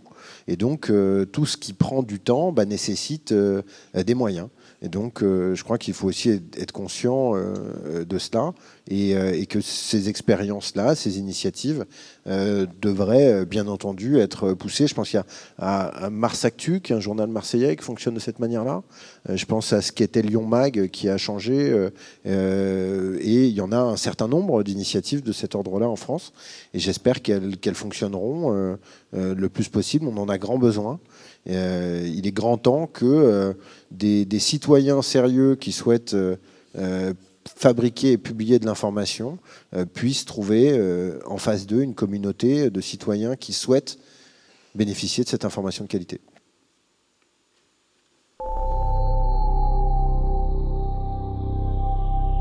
Ce que vous appelez la masse de gens qui s'expriment, je veux dire, elle a toujours existé. C'est la foule, c'est voilà. Mais après, c'est vrai qu'à partir du moment où on crée un journal, où on crée une structure et où on prétend faire vivre la liberté d'expression, moi j'ai toujours pensé que la liberté d'expression c'était une responsabilité. Il ne faut pas la gâcher. C'est-à-dire qu'il ne faut pas non plus faire un usage bas de gamme ou médiocre de cette possibilité extraordinaire qu'on a de pouvoir dire ce qu'on pense ou diffuser des informations qu'on veut. Donc pour moi, la presse, ce que vous appelez la presse en tant qu'institution, c'est quand même une entité qui, je pense, j'espère, est consciente quand même de sa responsabilité et du luxe qu'elle a de pouvoir s'exprimer dans des conditions de qualité, avec des moyens pour faire des reportages, avec des journaux qui sont diffusés dans tous les kiosques. Quand vous avez cette possibilité-là, vous pouvez pas. Vous n'avez pas le droit de gâcher ça. Et je pense que chaque journaliste ou chaque patron de presse, à mon avis, a un sens de sa responsabilité en tant que dépositaire de cette prérogative extraordinaire de pouvoir diffuser des informations et donner des opinions, même si ça peut être des opinions critiquables ou tout ce qu'on veut. Il y a quand même un cadre, à mon avis, un cadre éthique dans la presse qui est quand même plus présent, même si on lit des choses qu'on n'aime pas, qu'ailleurs, où il n'y a aucun cadre, en fait. Voilà. C'est comme ça que je pense que la presse en tant qu'institution, les médias en tant qu'institution, n'ont jamais eu autant d'importance qu'aujourd'hui. Justement parce que si cette masse des citoyens qui s'expriment a toujours existé, elle dispose aujourd'hui d'un mégaphone déformant. Et si les journalistes ont d'immenses défauts, les journaux aussi, les médias aussi, ils ont malgré tout une qualité par rapport à tous ceux qui s'expriment de manière numérique. Ils sont responsables de ce qu'ils diffusent. Et c'est parce qu'ils sont responsables de ce qu'ils diffusent qu'ils sont obligés de faire attention à ce qu'ils diffusent. Si vous n'êtes pas responsable de ce que vous devez diffuser, mais vous allez écrire n'importe quoi. Et donc, je crois que face à la possibilité qui est donnée à chacun de dire n'importe quoi, il devient de plus en plus important d'avoir une espèce de forme de boussole à un moment ou à un autre, de gens qui sont malgré tout là pour vérifier un petit peu ce qui se dit et ce qui se diffuse. Vous savez, il y a quelque chose de terrible dans la période que nous vivons. Moi, j'ai toujours considéré Internet comme une forme d'idéal démocratique et de puits de connaissances. Et grâce à Internet, les populistes gagnent des élections dans tous les pays en mentant effrontément à leurs électeurs.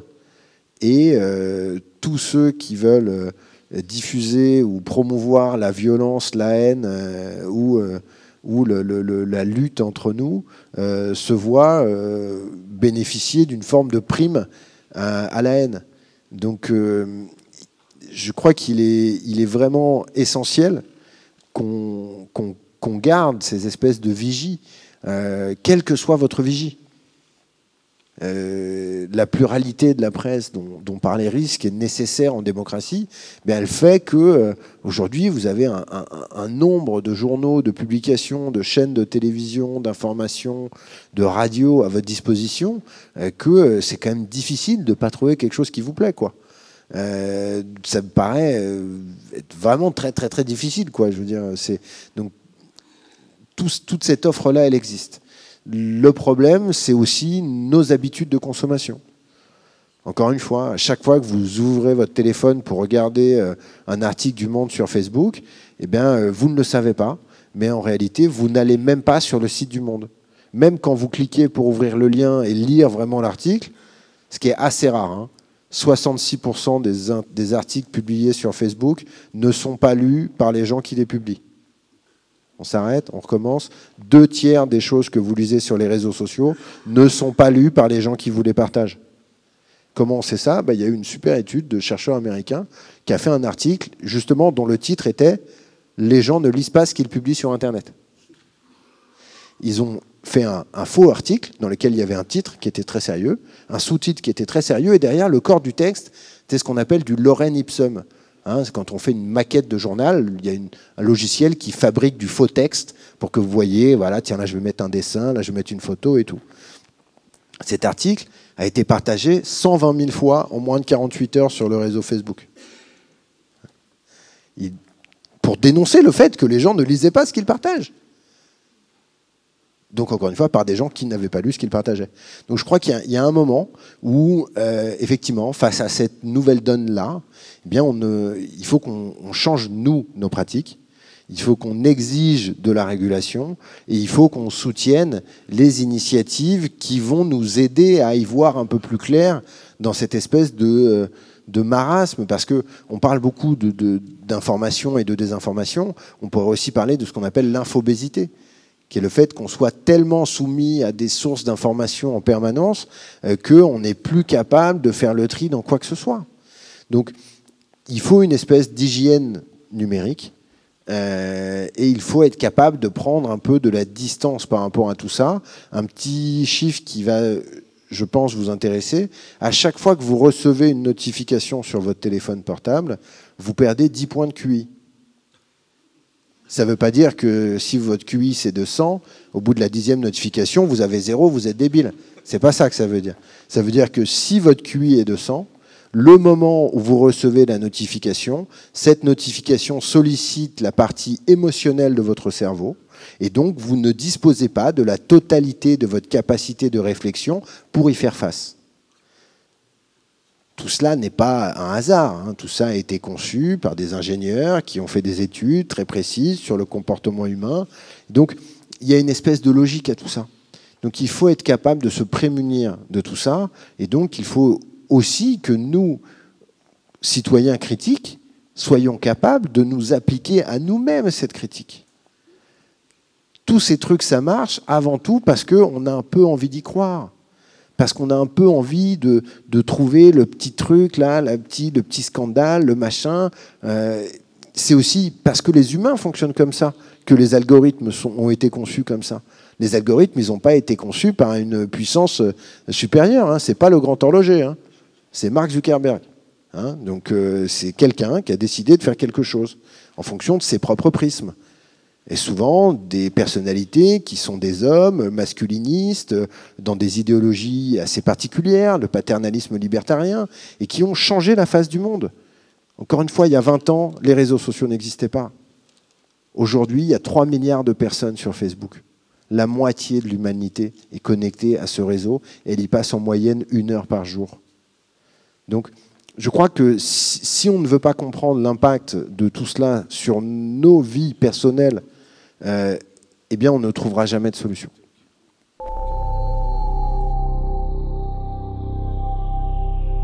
Alors, je pense qu'il y a une forme de danger à considérer qu'on peut s'informer gratuitement. Mais de la même manière, je vous dirais qu'il y a une forme de danger à penser qu'on peut se nourrir gratuitement. Si les tomates étaient gratuites chez Franprix, elles seraient dégueulasses.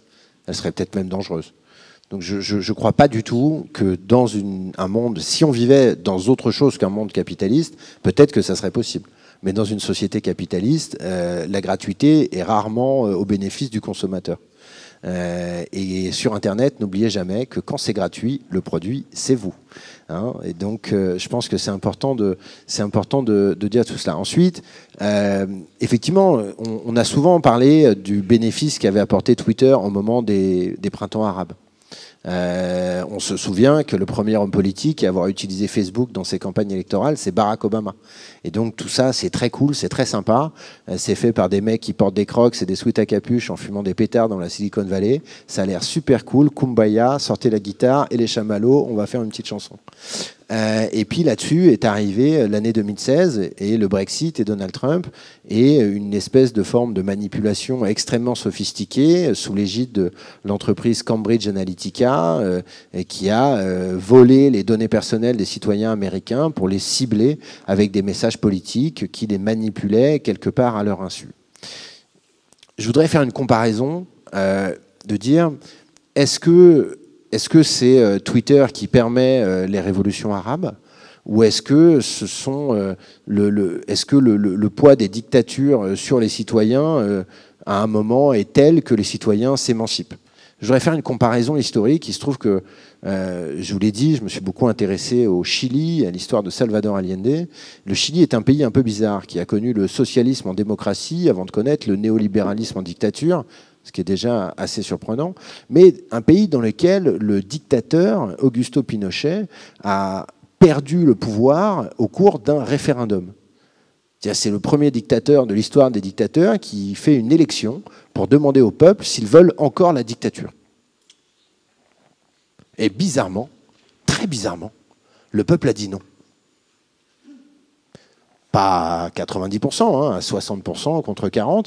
Et il se trouve qu'il y a une espèce de manière de raconter la défaite de Pinochet aux élections, qui a eu énormément de succès, jusqu'à un film hollywoodien avec Gabriel García Bernal, un film qui s'appelle No, de Pablo Larraín. Ce film No nous explique que lors du référendum organisé par Augusto Pinochet en 1988 au Chili, eh bien, Pinochet est obligé de donner 1 heure de télévision par jour à l'opposition, qui va 1 heure par jour pouvoir diffuser des spots à la télévision. Et le film No nous raconte l'histoire du communicant Gabriel García Bernal qui va mener la campagne du No, donc du non à Pinochet et donc en faveur de la démocratie. Et le film nous fait croire à l'illusion que ce sont ces campagnes où on vend la démocratie comme du Coca-Cola, qui vont faire basculer le Chili dans la démocratie et chasser le dictateur Augusto Pinochet du pouvoir. Je pense que c'est faire une erreur d'analyse colossale de ne pas considérer que les motivations propres des citoyens sont plus importantes que les moyens avec lesquels ils les expriment. Et que tout régime totalitaire est voué à sa perte à un moment ou à un autre. Là, on a vu effectivement que dans des sociétés extrêmement fermées, des outils où la liberté est totale sont fatalement ont un impact positif de notre point de vue à nous. Encore une fois, les mollahs en Iran ne seraient pas totalement d'accord avec nous, et les fans du dictateur Augusto Pinochet non plus. Je considère qu'ils ont tort, mais ils considèrent que moi aussi j'ai tort. Et donc je crois que c'est important, à mon avis, d'essayer de faire la part des choses entre ce qui est sous-jacent dans la société et ce que nous allons voir. Et je pense qu'Internet crée une forme de double illusion. Internet fonctionne comme un iceberg et nous n'en voyons qu'une toute petite partie. L'immense part immergée de tout cela, eh bien, c'est que justement, dans un temple comme celui-ci, nous en venons à nous interroger sur les bienfaits de ces plateformes, parce qu'effectivement, elles ont peut-être permis de mettre le dernier clou dans le cercueil de Ben Ali en Tunisie. Mais tout cela, à quel prix ensuite dans nos sociétés à nous? Et donc, moi, je resterai beaucoup plus mesuré sur l'impact positif, tant que ces réseaux ne sont pas régulés. Encore une fois, mais je ne veux pas du tout fermer ces réseaux. Je veux juste qu'ils respectent la loi française. Et ils sont capables de le faire. Sur Facebook, il y a quelque chose qu'on ne voit jamais, c'est la nudité. La nudité est interdite. Et donc, ils ont fabriqué des systèmes qui permettent d'interdire la nudité. Eh bien, je suis absolument certain, pour avoir discuté avec un certain nombre d'anciens employés de cette entreprise, eh bien, qu'ils pourraient faire un système anti-croix gammée, par exemple. C'est pas beaucoup plus difficile à distinguer dans une image qu'un téton. Est-ce qu'ils le font? Non, ils ne le font pas. Leur vision de la liberté d'expression, ce n'est pas la nôtre. C'est une vision de la liberté d'expression américaine, dans laquelle il y a d'autres valeurs que la nôtre. Mais la liberté d'expression américaine, mais c'est super pour les Américains. Mais ici, on n'est pas en Amérique. Ici, on est en France. Et donc, c'est la loi française qui doit primer. Et donc, je crois qu'il est important de comprendre que nous avons aussi une souveraineté à faire valoir et qu'il n'y a pas de raison de baisser la garde à ce point, même si, encore une fois régulés, ces outils pourraient être optimisme démocratique. Merveilleux. Oui, juste un mot sur cette vision idyllique d'Internet qui permettrait de déclencher des révolutions, qui permettrait de faire circuler des informations qui ne pouvaient pas avant circuler et qui permettrait de permettre des progrès extraordinaires. Je crois qu'il faut aussi... Moi, j'aime bien les vieux journaux, j'aime bien aller chez les bouquinistes et j'aime bien acheter les journaux des années 50, des années 30. Prenez un numéro du Monde de 1975 et lisez-le en entier. Vous allez voir le nombre d'informations qu'il y a là-dedans.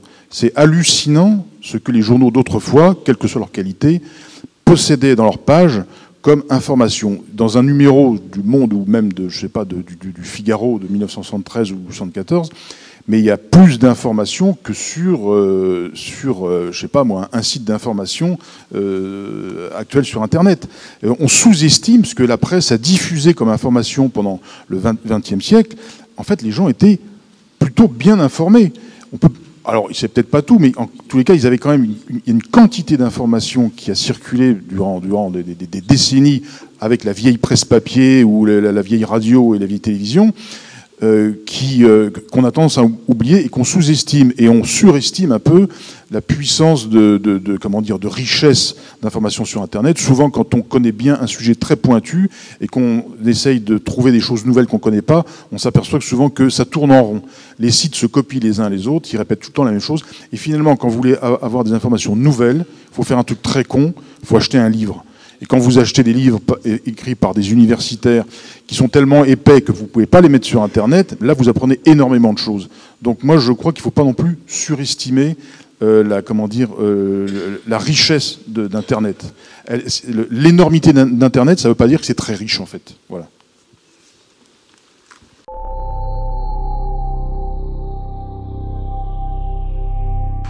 En fait, je pense que... je me trompe peut-être, hein, je pense que dans l'histoire, il y a des cycles. C'est-à-dire qu'il y a des cycles de prospérité, il y a des cycles de crise, et à nouveau des cycles de prospérité. C'est vrai que dans les années 60-70, ces questions-là ne se posaient pas, même jusqu'au début des années 80. Mais vous savez, moi, quand j'ai amené des dessins à la Grosse Bertha, je savais aussi que sous Louis-Philippe, on enfermait des dessinateurs. Alors, je pouvais me dire, c'est vieux.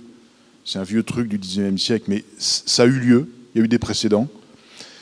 Il y avait une histoire qui m'avait marqué, c'est celle d'un dessinateur qui s'appelait Cabrol, qui avait publié un dessin d'Adolf Hitler en 1938 dans un journal luxembourgeois. Et l'État allemand l'avait poursuivi en justice pour atteinte à l'honneur du chef de l'État allemand qui était Adolf Hitler. Et là, pour revenir à ce que vous disiez sur les caricatures tout à l'heure, là, il y a eu une unanimité des responsables de la presse française et francophone pour dénoncer cette initiative judiciaire et qui a finalement été retirée. C'est-à-dire que l'État allemand a retiré la poursuite contre ce dessinateur qui avait fait une caricature d'Adolf Hitler. Mais quand la France a été envahie, qu'est-ce qu'il a fait? Il est entré dans la clandestinité et il a eu bien raison parce que les Allemands sont venus chez lui, ils voulaient l'arrêter.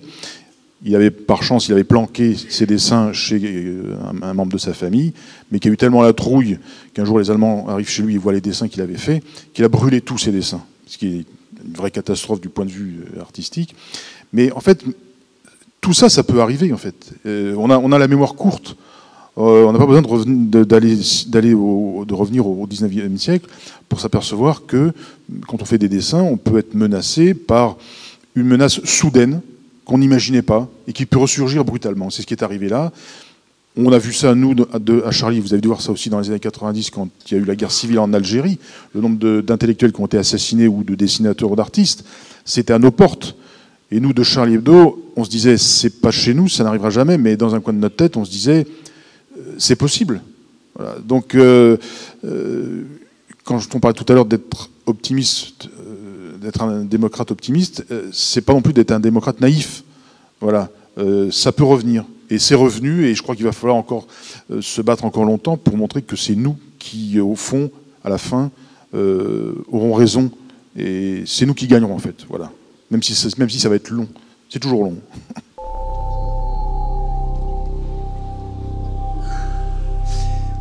Bah, écoutez, madame, je pense que Mediapart a démontré quelque chose qui va dans le sens de tout ce qu'on a dit depuis le début, c'est que quand on investit et qu'on fabrique de l'information de grande qualité, on trouve un public. Et que Mediapart, c'est devenu une forme de référence dans l'investigation aujourd'hui en France, et qui a bien entendu des défauts qu'on peut critiquer et tout, mais qui a réussi un double truc, c'est non seulement d'acquérir une crédibilité, une notoriété, mais surtout une indépendance économique. Et donc de trouver son public. Après, il y a quelque chose que tout le monde ne connaît pas à propos de Mediapart, et qui montre aussi que tout cela est aussi une entreprise économique. Au moment où Mediapart se lance, on est au lendemain du second tour de l'élection présidentielle de 2007. Il se trouve qu'au moment du lancement de Mediapart, on vient de vivre une campagne présidentielle, Nicolas Sarkozy vient de l'emporter, et Ségolène Royal a perdu. Il se trouve que durant cette campagne, Ségolène Royal a constitué la plus grosse base de données militantes jamais constituée en France, sur Internet. Ça s'appelait Désir d'avenir, et il y avait à peu près 1 million de personnes inscrites à la newsletter de Désir d'avenir. Quel est le premier message envoyé par Ségolène Royal au lendemain de sa défaite à son million de personnes qui la suivaient sur Internet? Eh bien, c'est de dire qu'on est entré en résistance, et que le premier acte de résistance, c'est de s'abonner à Mediapart. 15 000 abonnés en un clic. 15 000 abonnés à 10 € par mois, 150 000 € par mois de rentrée de cash, ça permet de travailler. Et ça permet à Mediapart de payer des journalistes, de développer un business, et dans la première partie de son existence, de s'attaquer majoritairement à des scandales issus de la droite politique. Puis ensuite, ils vont atteindre jusqu'à entre 50 et 100 000 abonnés à peu près. Et ensuite, ils vont s'attaquer à la gauche politique, une fois que le gouvernement redevient socialiste en 2012. Et à ce moment-là, ils vont encore une fois gagner plein d'abonnés parce que, il y a une qualité de l'investigation, et donc ça fonctionne. Blast est un journal un petit peu différent, puisque Blast est un journal dont la diffusion de l'information est gratuite et qui vit grâce aux dons de ses suiveurs, abonnés, fans, voilà. Et c'est un journal qui, contrairement à Mediapart, qui a des partis pris idéologiques, mais qui reste assez neutre dans son traitement de l'information politique, Blast n'est pas neutre du tout. Blast est un journal de gauche, voire même d'extrême gauche. Ce n'est absolument pas une critique, mais c'est un élément qualificatif. Et donc, il est peut-être moins, je dirais pas objectif, puisque c'est quelque chose qui n'existe pas, l'objectivité n'existe pas. Mais donc, c'est un journal qui fait de l'investigation, mais qui a choisi des prismes idéologiques. L'écologie, les questions de genre, tout un tas de sujets sur lesquels ils sont très présents. Ils fabriquent des choses, mais c'est pour moi pas du tout la même chose.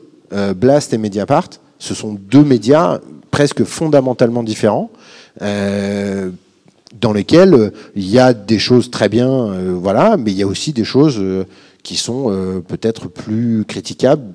Je dirais ça plutôt pour une partie des choses que je vois passer sur Blast plutôt que sur Mediapart.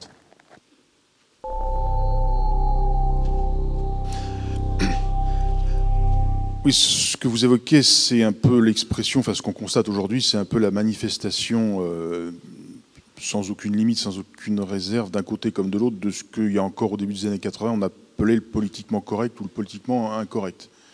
À l'époque, c'était pas aberrant de critiquer ce qui était politiquement incorrect, je sais pas, le racisme, l'antisémitisme, c'était ça, alors, le politiquement incorrect. Et le politiquement correct, c'était plutôt de défendre, je sais pas moi, les droits de l'homme, le féminisme. C'est des choses comme ça, qui semblent tellement évidentes aujourd'hui et qui montrent que le débat à l'époque était quand même assez, comment dire, pas apaisé, mais encore civilisé. Maintenant, tout ça s'était exacerbé à des points invraisemblables, c'est-à-dire que entre les woke, les néo-ceci, les néo-cela, les trumpistes qui sont dans une outrance pour répondre aussi à une outrance militante qu'on trouve à gauche, soi-disant progressiste. Enfin, on est coincé entre CNews et entre Mediapart. Et on ne sait pas très bien comment, ou d'autres médias, j'aurais pu en citer d'autres, et c'est très difficile de trouver comment dire, un terrain de débat, je ne vais pas dire apaisé, mais à peu près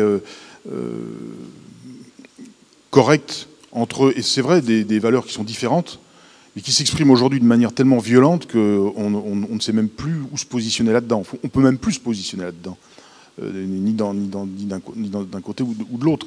C'est vrai qu'on aimerait retrouver une espèce d'arène publique, de débat public, un peu plus, entre guillemets, apaisé, un peu plus normal, où on pourrait montrer des antagonismes et des différences, sans que ça sombre dans ce que vous évoquez, entre soit vous êtes Hanouna, soit vous êtes, je sais pas moi, un autre média. Hein? Oui, bref. Vous voyez ce que je veux dire. Maintenant c'est ça, les deux pôles du débat médiatique. Et on est vraiment pris en otage par ça. Voilà. Je pense qu'il y a un élément qu'on ne prend pas suffisamment en compte, c'est que notre rapport à la réalité, notre rapport à l'information, il est numérique. Et en fait, je sais, je dis toujours la même chose.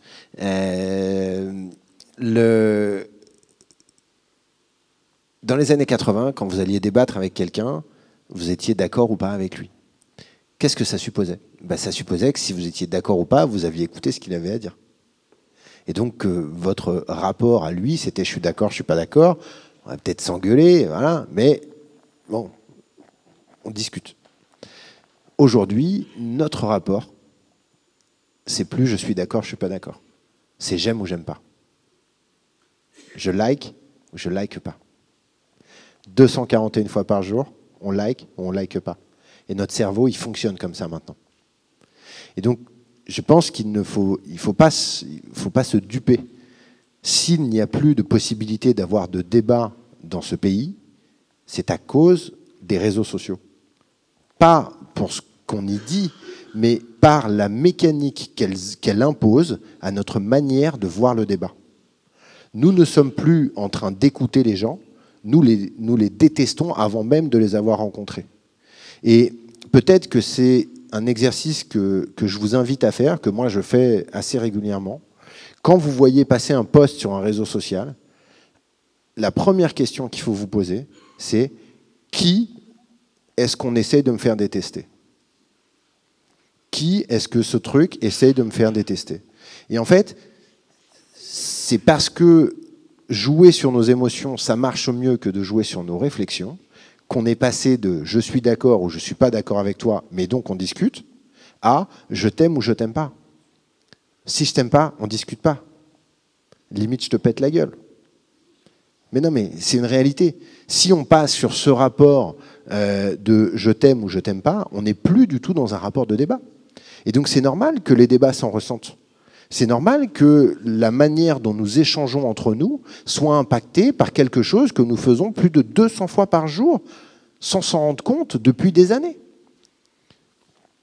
Et je crois que, encore une fois, il y a des études internes chez Facebook, chez Google ou chez Twitter qui montrent que le rejet, c'est 5 fois plus puissant que l'acceptation.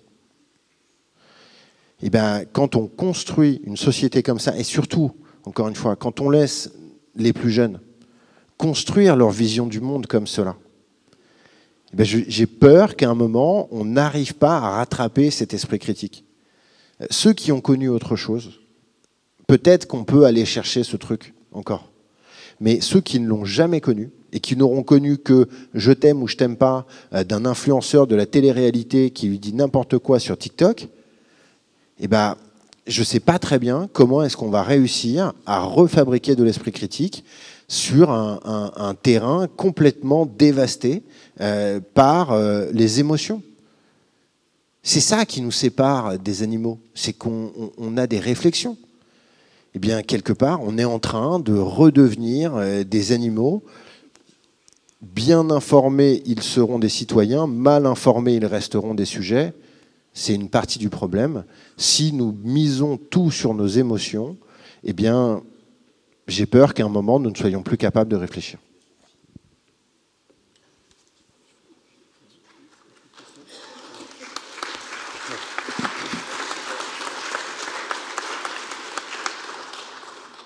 Donc, il n'y a plus de questions. Nous allons donc passer à la conclusion du grand maître Georges Sérignac. Oui, donc bonsoir à tous. Alors d'abord, je voudrais dire bien sûr un grand merci à nos conférenciers. Et bien sûr, merci à Aris d'avoir eu l'extrême gentillesse de participer à cette soirée. Je sais qu'il, d'après des amis communs, qu'il ne goûte pas spécialement cet exercice. Et je lui sais vraiment gré d'avoir accepté notre invitation, ainsi bien sûr qu'à Thomas Huchon. Ce qui pour nous est tout à fait important de manifester notre fraternité, notre solidarité auprès de Charlie Hebdo.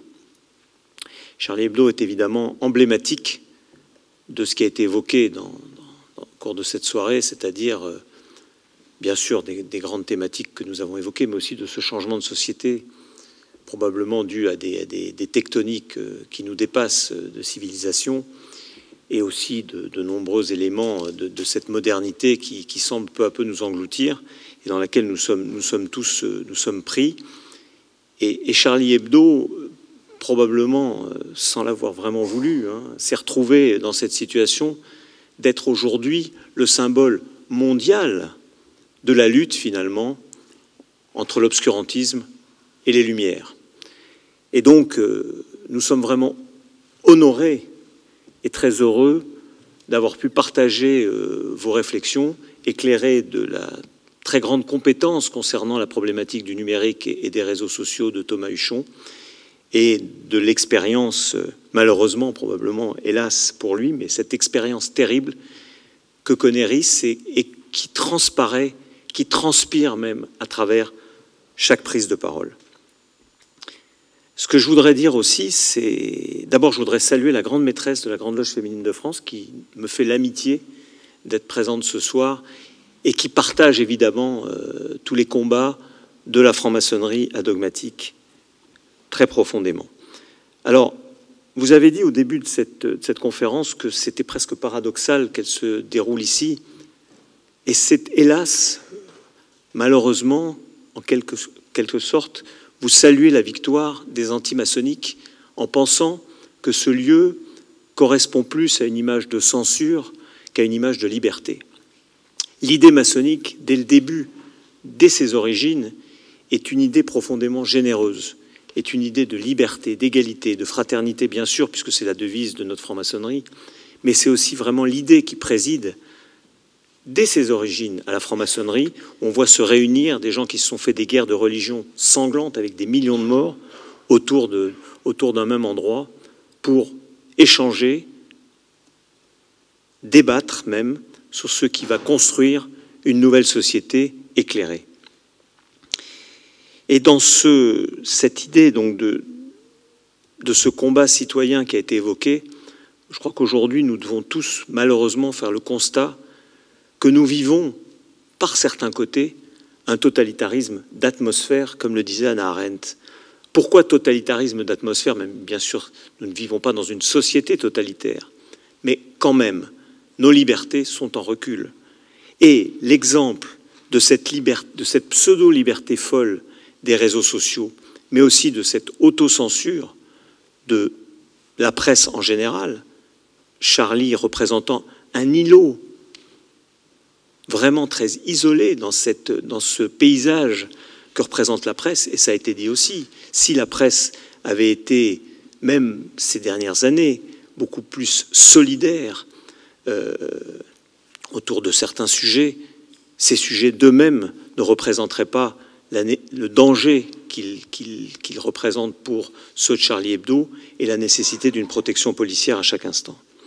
Donc dans ce combat citoyen, et ça a été dit, ce combat essentiel pour nos libertés, que représente évidemment le fait que nous ayons une presse libre dans notre pays et que les réseaux sociaux puissent perdre un petit peu de leur emprise sur nos propres vies, bien sûr que nous considérons, nous, que la franc-maçonnerie a un rôle, on ne peut pas en mesurer l'importance, mais on en devine quand même la réalité à travers son histoire.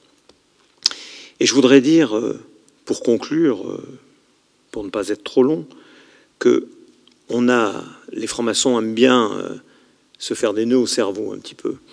Alors moi, je voulais savoir si nous devons nous considérer comme des démocrates optimistes ou comme des tenants d'un optimisme démocratique. Je vous engage à y réfléchir, parce que ce n'est pas la même chose. Enfin, donc, ce que je voulais aussi, j'ai entendu à un moment Rhys, qui a quand même un certain sens de la formule, je crois, peut-être nous donner une des définitions, en tout cas moi, qui m'a beaucoup plu, beaucoup séduit, de ce que devraient être les francs-maçons, et c'était à l'image, il citait Cavana et Cabu, des esprits critiques, aiguisés et rationnels. Merci, merci Rhys, et merci à vous.